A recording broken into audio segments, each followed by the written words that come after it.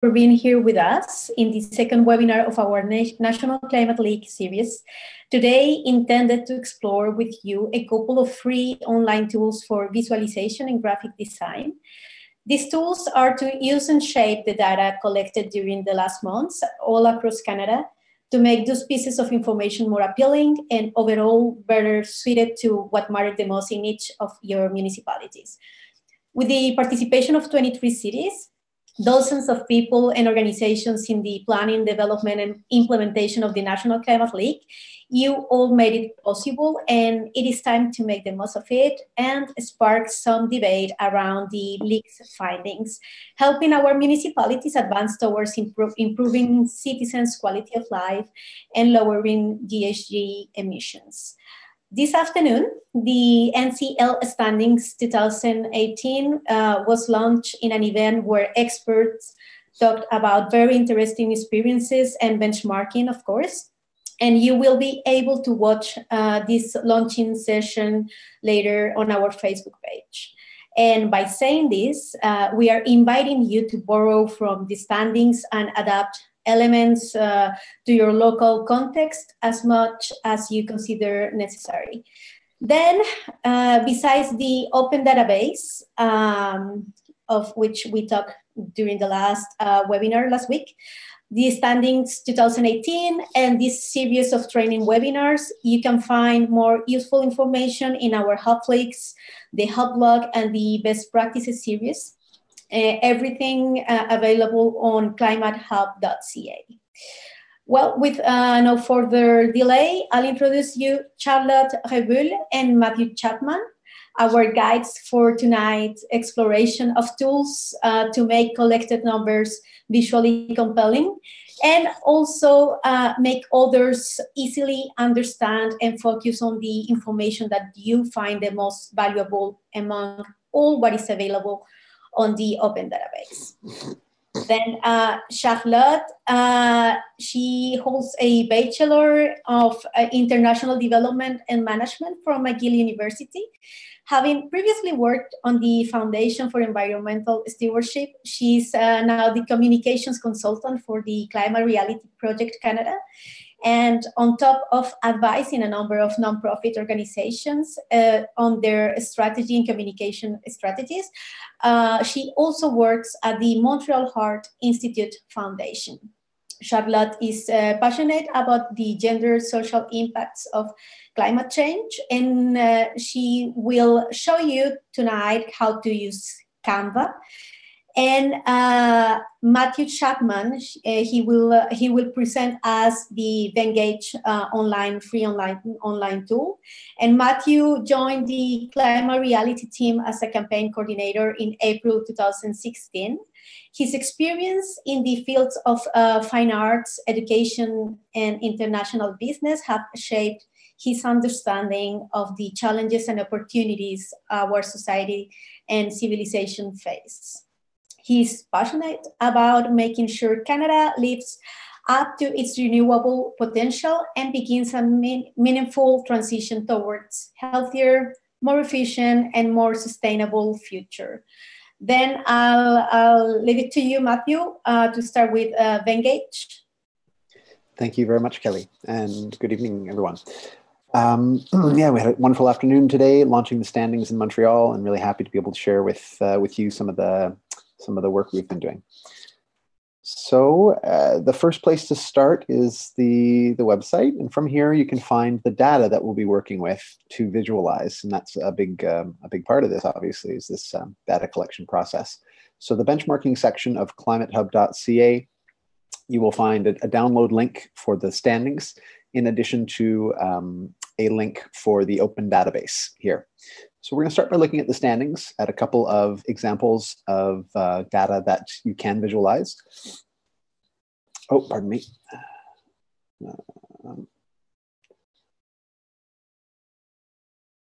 There we go. Click on the image. All right. So these were released earlier today. And there are a number of graphics in this document that could easily be used to to share on social media and really anywhere else. And Charlotte's going to go over a few of those with you in a moment. Here is one very simple kind of bar chart that you can that we're going to take a look at. Something similar to this. Another, here we are, a stacked bar chart to visualize quality of air as it progresses year over year. So depending on which indicator you'd like to visualize, you're going to have a choice, of course, of which graph type to use. These are all these other ones are kind of more elaborate visualizations done by a volunteer here in Montreal who had some fun with that. This one is a half pie chart. We'll be doing, I'll take a run through that. And finally, kind of pictocharts here at the end of the standings, such as the tree canopy cover and fuel costs. So with that said, you know where to find the standings. Whoop. Here they are. And we're going to jump into the open database to pull out data that we're going to visualize using Venngage. And so Venngage is the free online data visualization tool that we're going to use. So here we go. We'll start in the open database.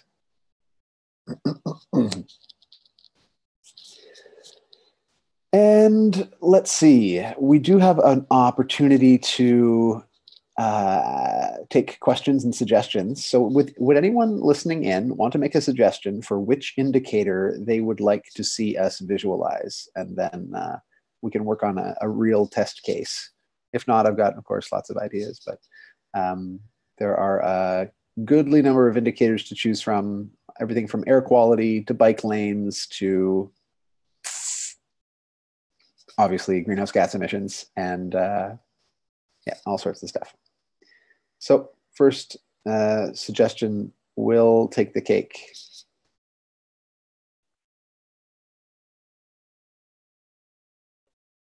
We've got choices. Way too many choices. 837 records altogether divided between 30 indicators. Okay, so GHGs, thank you very much. We're going to jump into that. So visualizing GHGs, and I think probably go with a bar chart for that. I did try visualizing GHGs with a line chart earlier, and because there's so many gaps in the data, a lot of cities don't report annually. So then you get line charts that have, you know, a number of gaps in them. Whereas, yeah, bar charts are easier to do that with. So let's get started. Filter. All right, we're going to add a filter here where the indicator is total GHG emissions. So I'm going to type total in this field. Enter. So here are all of the cities that we have data, 43 data records. So it's obviously not all the cities that reported, you know, multiple years. And let's see which cohorts. It's kind of good to compare like cities between each other. So we're going to sort by cohort here. And we'll have the large cities up at the top, medium cities here in the middle, and small cities at the bottom. So as you can see, we still have pretty limited data in a lot of these data sets. So like, I mean, if you're going to visualize medium cities with each other, you really only have 2 to choose from. Same with small cities. And as the years go on, as the Climate League matures, we'll be able to really deepen the data set and be able to really pull out interesting insights from multiple year kind of historical chronological data. But for now, we've got a good number of large cities reporting. So we're going to do the following. We're going to filter again, and we're going to add a filter where the cohort is just the large cities. Okay, so we've removed the little ones from our list. We have 34 records left. And finally, I'm going to group, or pardon me, I'm going to sort by the indicator, the year of the reporting. Okay. So we have the most recent here up the top. And typically what we do is we report anything that's within 3 years of each other, we'll report it, you know, if we're going to compare apples to apples. We, you know, not every city reports every year. So for example, this number from 2014, we could compare it with 2017 without, too many methodological qualms. So we're going to take this whole list here, actually, from Montreal upwards, because we've got a number of Vancouvers that we're going to delete from our data set afterwards. But I'm going to copy this whole row here. And when I copy, you see that I've got 9 city names copied. We're going to get rid of 1, 2, 3 of them. So that we'll end up with 6 cities that we're comparing. Going to go to Venngage, sign in. It's a free sign in, but you can't export anything without taking a screenshot unless you pay, unfortunately. But it's worth it because you can do some really interesting stuff. And then Charlotte will be showing you how to use those screenshots later on in Canva to create posters, to create, PDF shareables. So this is a bit of a smorgasbord, a brainstorming piece that I've been working on. And so I've got a whole bunch of little kind of charts here and there, air quality and all sorts of stuff. So I hide them by shrinking them down, putting them away into closets. Voila. Okay, so I've got a little bit of space to work with here. And over on the left-hand side, I can choose between all sorts of stuff, import a photo, icons, text. I'm going to choose charts. I'm going to choose a bar chart, a vertical chart.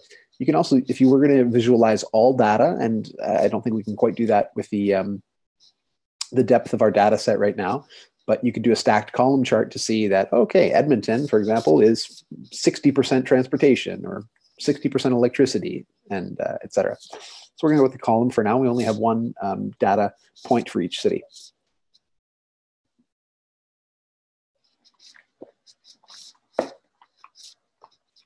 Okay, so I double click on the chart. It'll pull up this data sheet. I'm going to paste all my cities in here. So there are my cities. Obviously, I don't want some of them, but we're going to get rid of those in just a second. I head back into Airtable, and I'm going to take not the full amount of emissions, but I'm going to go towards the right-hand side until I get to per capita emissions here. So this is the emissions year, 2016 here, dividing the 2016 StatsCan census data by that number. And so that's done automatically for you, kind of saves you the trouble of having to jump through hoops. And we're going to paste that data here. We're going to take away the 2015 because the data isn't all from 2015. Let's try that one more time. Okay, I've got 9 cells confirmed copied down here, so it shouldn't have a problem pasting them into here. Great. So as you can see, I've got kind of a jumbled data set. In the French webinar earlier this evening, I demonstrated how to change around the data here in Venngage, which is possible. On this webinar, I'm going to jump into Excel really quickly and show you how to do it there. It's not very hard. And so when you have longer data sets, when you only have 5 or 6 data points to move around, it's not so hard. Yeah, all right, so let's just do that really quick.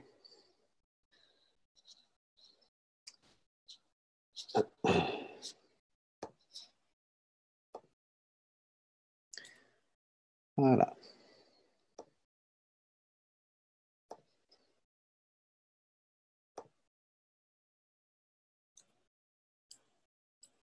Okay, so there's my one set of data. And can I get back to my other file without unsharing my screen? Doesn't look like I can. All right, that's undesirable. So because of that technical little difficulty, I'm just going to do it the Venngage way. So here, first thing I'm going to do is take away the older data. So the most recent data was up at the top, as we remember. Are you guys seeing my Safari right now, the Venngage? Yes, good. Okay. All right. So I'm going to take away the older data for Vancouver because I've already got a Vancouver data point here. These two, trash them. And we'll take this Vancouver away as well. Great. So what we have left is Montreal, Ottawa, etc. I'll take away this agglomeration thing. All right. And we can start moving the data around into whatever order we want. If we want it in that order, if we want it in descending order, again, we can do it very quickly in Excel, but we can also do it manually here. So Ottawa is our next contender, followed by Montreal, and finally Vancouver. So not, so Ottawa and Toronto need to be reversed.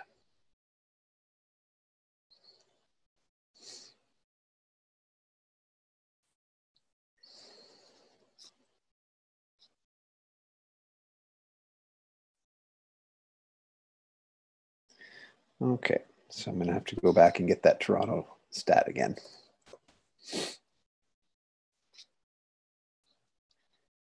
So here we are, 6.003 tons per capita. There we have our chart.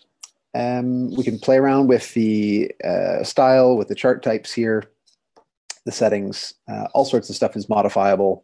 I won't kind of belabor all of the details, but you can put a legend there if you want it. And that would be, the year if they were all the same year, which they're not. You can set a title for the chart, obviously, and play with the colors as you see fit over here, actually. So if I want Toronto to be more blue like the Blue Jays, then there it is. All right. So there's one quick example, pretty easy. That's like the most simple kind of setup that you could imagine. I'm going to zoom in a little bit here in Venngage because to take it out of Venngage, I kind of need to cheat. If you try to publish or share or download, it'll ask you to sign up.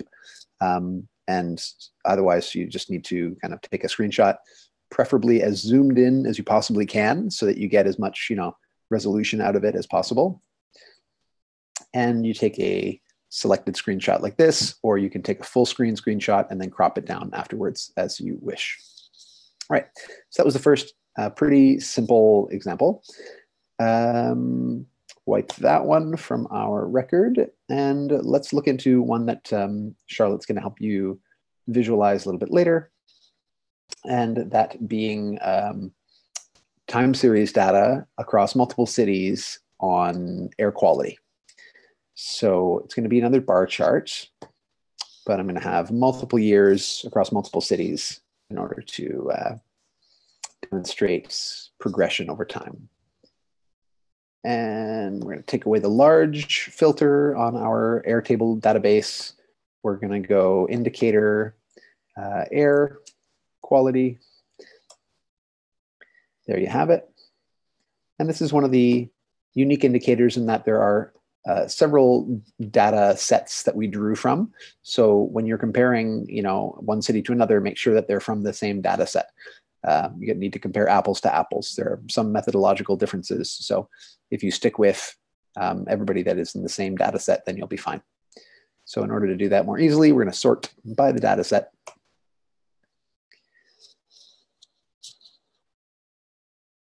And let's play with weather stats. I think that one gives us a good, good collection. So we will filter again where the methodology has the word weather in it. And we're just slowly whittling away at our nearly 1,000 record database until we have something that is manageable. Now I'm going to sort by municipality.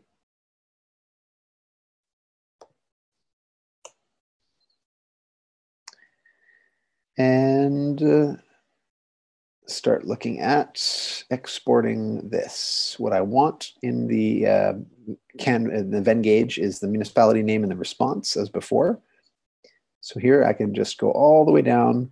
I'm going to compare Ottawa, Edmonton, Regina, St. John's, Toronto, Vancouver, Winnipeg, and Yellowknife. all in one fell swoop. So copying all those. Oh, and there's one from Whitehorse too. I double click on my new bar chart. And I'm going to paste right into here.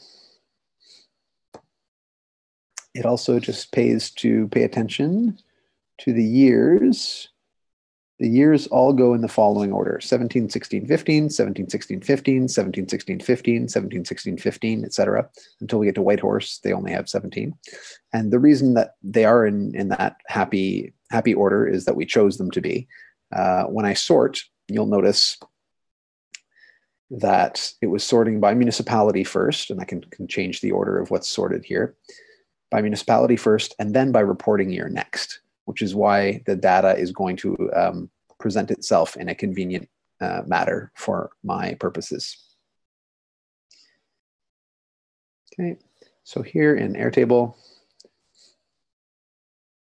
I'm going to paste that data, and I'm going to have 3 years. I have 2017, 2000, and well, we're going to start with 15 actually. 15, 2016, and 2017.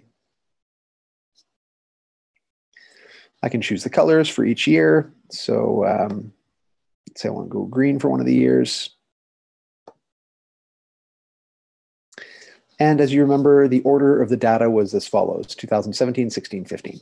So now you can do this in Excel. It's a little bit easier, but it doesn't take a whole lot of time to do it here either. We're going to start moving the data.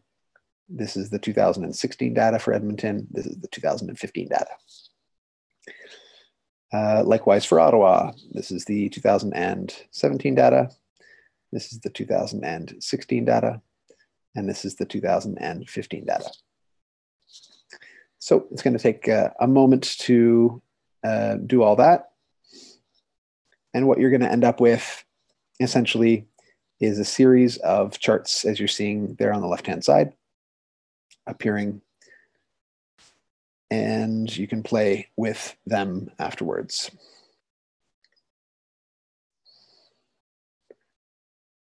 All right, getting close.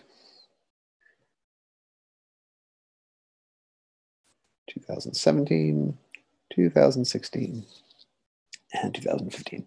So Vancouver is one of the odd cases where air quality has gotten worse. And that's anybody's guess, with winds coming over the Pacific.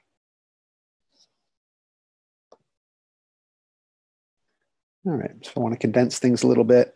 I'm going to take this Ottawa line, bring it up, this Regina line, bring it up.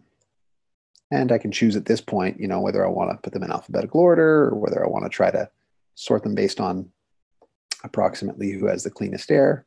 Again, with this much data, my recommendation would be to take it into Excel and simplify your life a little bit.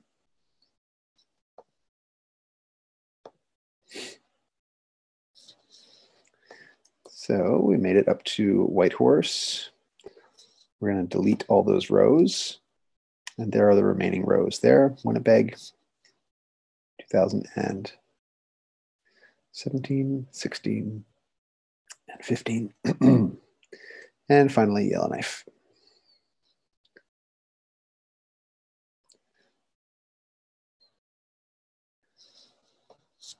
Okay, so that took a little while. I won't get into any more of the details really, but you can kind of see how things are shaping up. And at this point, you can choose to move around the x-axis labels so that they're more legible, like this. All right, so that's all I will show for now. And Charlotte's going to show you, once you have this information on hand, and once you've taken the screenshot that you're happy with, after you've kind of moved around the labels as you wish and played with the scale of it, I can make these, kind of taller, skinnier, what have you. I can have the years labeled also in the menu as well, put a legend on it. Take a screenshot, and I'm going to pass it over to Charlotte, who can show you what to do with that.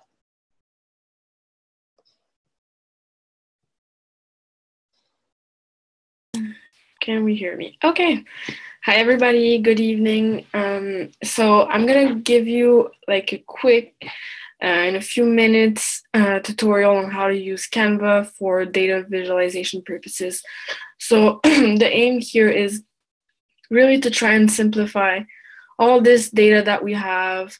The open data that we are able to get from hubs are really interesting, but we have to put it in the way that people can understand and that is easily shareable with friends and on social media and on different platforms. So what I'm going to do is I'm going to show you how you can use this data and adapt it to both the audience that you're trying to reach and also the kind of content that you're trying to get across. So it's important to know that you will have to change the format in which you share the information depending on your audience. If you want to post something on social media, it'll look a bit different than if you're doing an infographic for, I don't know, a meeting with an elected official. So I'm going to show you different formats. I'm going to do social media, one poster, and one infographic, or like kind of a report style. So I'm going to share my screen here and we'll go to here, Canva.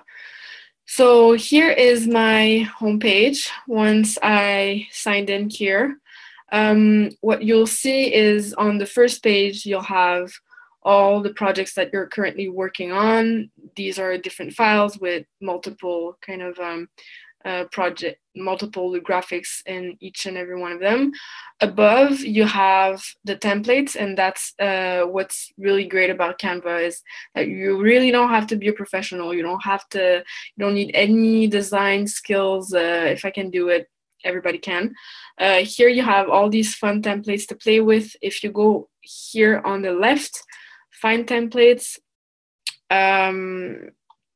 you'll see a lot of different templates for different purposes. So make sure you're using the right format, because especially for social media, they have specific ones for Facebook, specific ones for Twitter, Instagram. And it's important because you want to make sure that the format is right for the website or your purpose, right? So here, as you can see, many different ones. I'm going to start with the social media graphic. I'm going to show you how you can do something really, really simple with the data that Matt created on Vengage, if my computer allows me to do so. Sorry, it's really slow.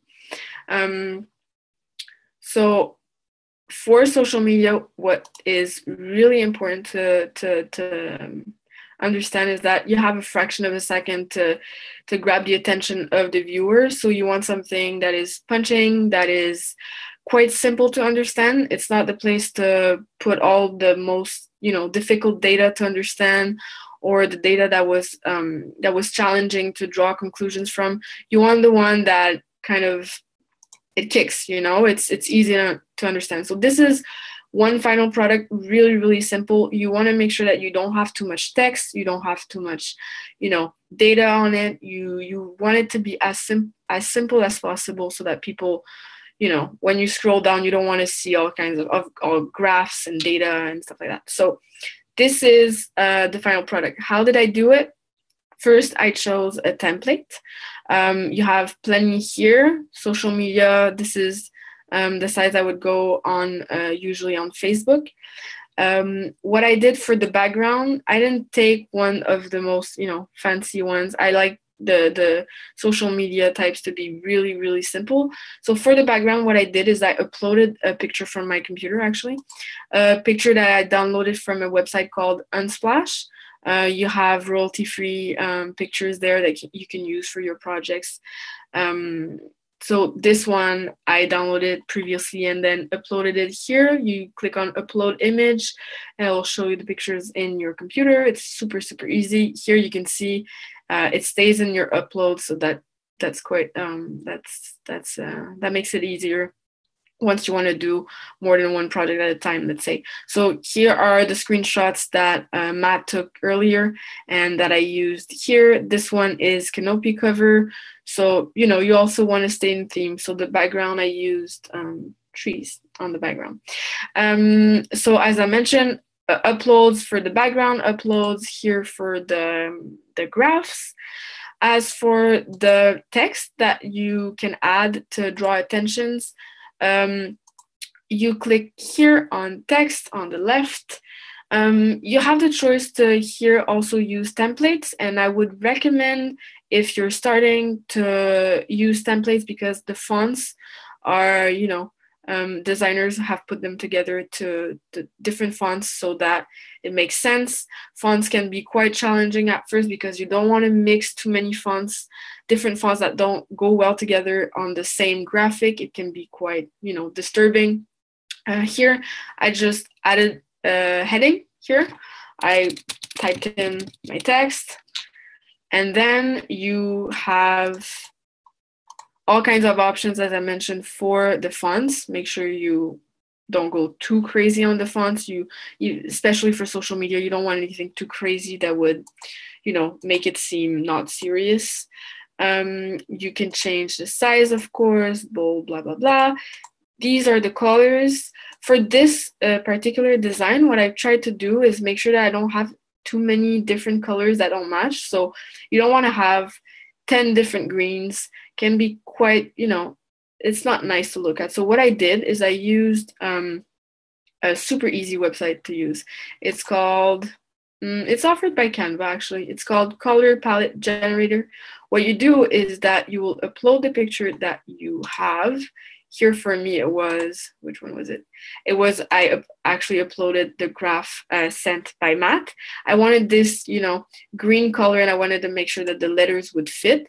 So what I did is I uploaded on this website, and what it does here, as you can see, it's a picture, and it'll show you exactly the color and the code for Canva. So what you have to do then is just copy by clicking here. It'll copy the code, and you come here, you select your text, you go into colors, more colors on the plus sign, and then here you'll just paste. So as you see, it changed it to this like dark salmon color that we saw on the color palette generator. So that's not the color I want. Can it go back? I don't know. So that's for colors and typo. You also want to make sure that you include, if you have one, or if it's with the Climate Hub, that you include the logos to make sure that people can draw back this information to you. And I also included here a quick link. I would also typically include it in the body of the post if it's on Facebook or on Twitter. You have in the details of the post, I would usually put a link so that if people are interested, they can click on the link. And you definitely don't want to have a beautiful post, but people don't really know where it's from, because once it's shared by many people, then you want to make sure that it's easily retraceable to you.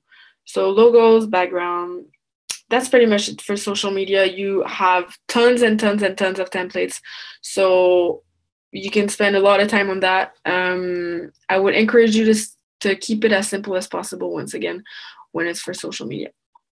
Then I will go to, I will show you a second type of data visualization, format. This one is a poster.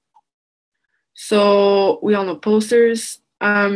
On this format, you have a little bit more space to include. I'd encourage including a bit more information on the data that you're analyzing. As you can see, it's a trial error process, right? So I have more than one. This is the final product. I like it really, really simple. As you can see, I have no background on this one. And as I was mentioning, on a poster type, you have more space, and it's usually aimed at, you typically want to use a poster to invite people either to an event or on your website. You wouldn't typically share it on social media because, as I mentioned, maybe just a little bit more too much information. So here you have the graph that Matt took a screenshot of earlier. Same thing, I uploaded it earlier and then just clicked on it and it just appears here on your page. You can play with the size. You can play with, by making it go backward, just like in PowerPoint, like forward.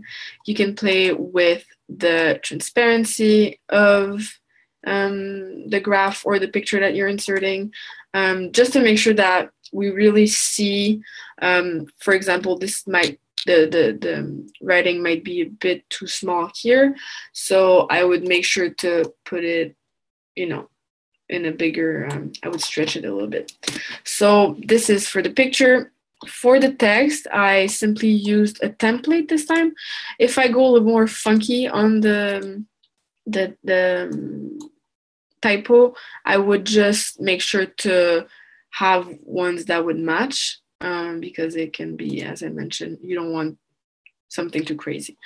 Here, what we have is a text where we explain a little bit more about the context of the data, and we invite people to go and check out NCL's data that we've collected, and the logos, as I mentioned.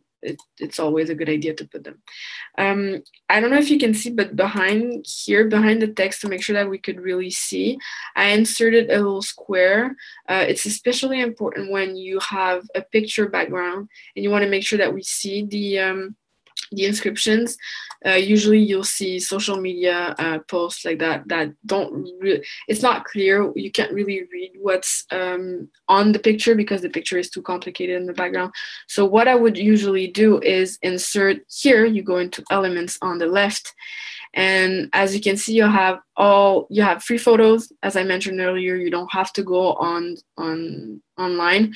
You have free photos here. You can just search here millions of images. You have grids for if you wanted to include more than one picture. You also do have charts here. I would suggest keeping it for Venngage because it's rather limited. But if it's just really few data, you could start right in Canva. What I'm interested in here is, as I mentioned, is the shape. So what I did was take this one, a simple square, and then you can imagine I just played around a little bit. I maybe changed the color, I changed the position to put it behind the text, and then I changed the transparency to make sure that we saw the text. All of this is once you're done with your design, you're satisfied. Contrarily to Venngage, you don't have to pay to download your design. So what you do is just click here, and you'll have the download button, and it can either be downloaded into a PDF, a PNG format, basically every format that you might need. So that's quite good. What else for this? What I also like to do when it's something when you have a little bit more information, is you can always have another page right after. And what I do is I'll go to templates. And if I like something on a template, but it's too complicated for me, or like it's not exactly the type of, it's not the style that I want, I would still put it right on the page right after. And if I want this icon, all that is included on the templates can be then copy pasted on to what you're working on. So if I wanted this, then Control C, and then if I wanted, I don't know, not here, but here, I could have this. So play around with the elements. I can't show you everything, it'll take hours. You literally have all the icons you possibly need. And for data visualization, it's always good to have small icons and things that could make the data seem a bit more accessible.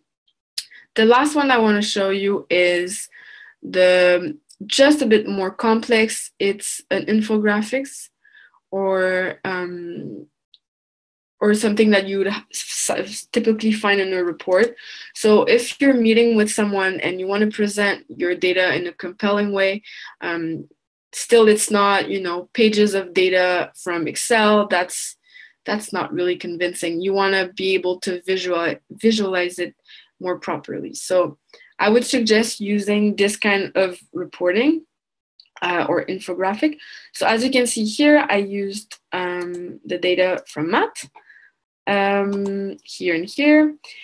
And what you want to do on this kind of format is you want to put your data into context. So you can have a bit more text as I put here, and same as usual, you just click on text here and you can add different types and fonts, as I mentioned earlier. But here the real difference is that you can include way more information that you did in the previous types of graphics, right? So you can have more than one page, and typically in the templates that resemble these, they would actually offer multiple pages. You see here, you can see them. And so here what I did is I took the graphs, and then around the graphs, I designed the rest. So I included the text, the logo, same as before. I tried and stayed within the same limits in terms of colors, in terms of fonts, and that's pretty much it. Everything that you see on a Canva picture can be moved, can be changed, can be, you can change the color, you can flip it on the side. It's really, really easily manageable. So there's nothing set in stone, right? So this thing here, if you don't like it, you can just erase it. So I think I covered pretty much everything. It takes time, right? It's a creative tool, but it's really, really easy to use. So I encourage you to spend a few minutes or hours, as I do, on Canva, and you'll see tons of templates are really an easy way to start when you want to start using Canva. If you have any questions, I stay at your disposal. You can send them to me, and I'll be happy to help. So, Kelly? Yes, thank you, Matthew. Thank you, Charlotte, for showing us all these cool free tools online. And there are others that we're going to share with you after this webinar, and we're going to put that document, that information on YouTube at the end, at the bottom of the video. And we're going to share that with all the participants today in this webinar. And before leaving, I would like to know if there are some questions from our participants, and we are ready to answer you right now. If you have some questions for Matt, for Charlotte.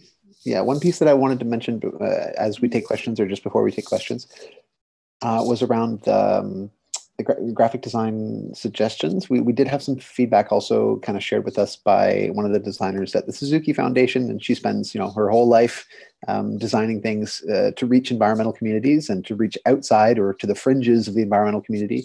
The folks that maybe aren't as deeply engaged as we'd like them to be. And so I'm just going to flash these up on the screen. I'm not actually going to talk through them, but if you want to go back to the video later, or if you want to take a screenshot now, that's fine too. But a lot of the stuff Charlotte has already touched on. It's just that she took the time to put this list together, and I really wanted to make sure that we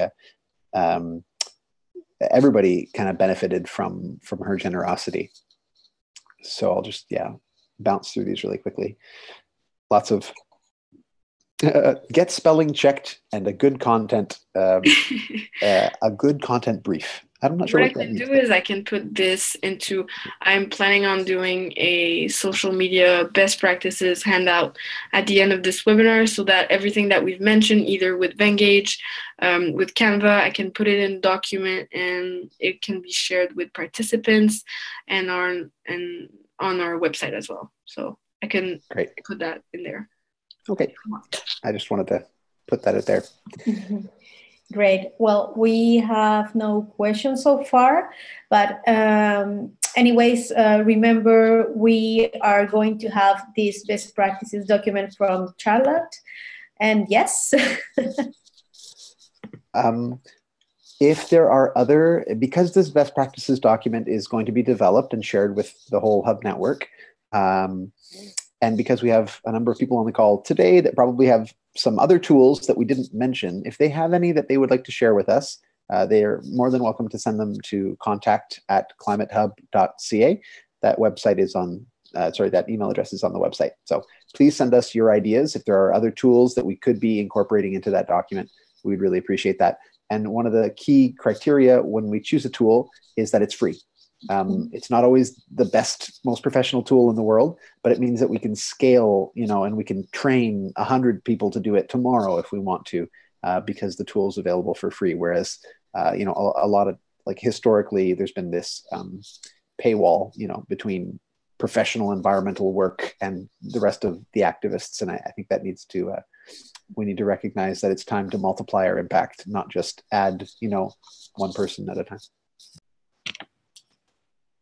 Well, I think that's all for tonight. Thank you again, Charlotte and Matt, and to all of the participants that were with us tonight. See you next Tuesday for our last National Climate League training webinar of 2018 to talk about media relations. Then have you all a great night. Good night.